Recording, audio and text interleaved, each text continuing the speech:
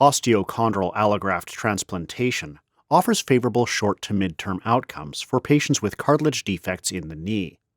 But the rate of reoperation is reportedly high, and few studies have explored the mid to long-term outcomes of transplantation.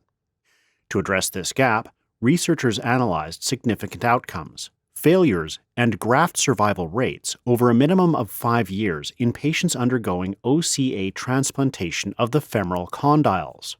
Despite a high reoperation rate, findings suggest that OCA transplantation is associated with significant clinical improvement at mid to long-term follow-up. The researchers followed up with 160 patients for an average of 7.7 years after OCA transplantation. All patient-reported outcomes related to joint and physical health improved significantly between baseline and final follow-up.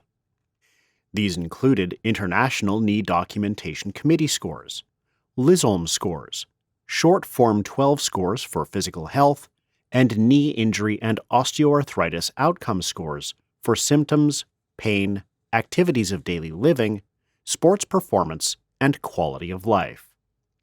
Short Form 12 scores for mental health were the only patient-reported outcome that did not improve significantly over the follow-up period.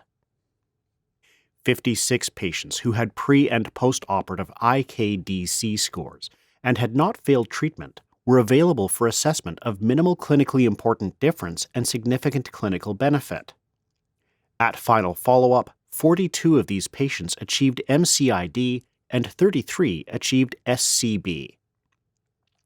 Failure to meet these benchmarks was associated with preoperative knee effusion, number of reoperations, and previous meniscal procedures.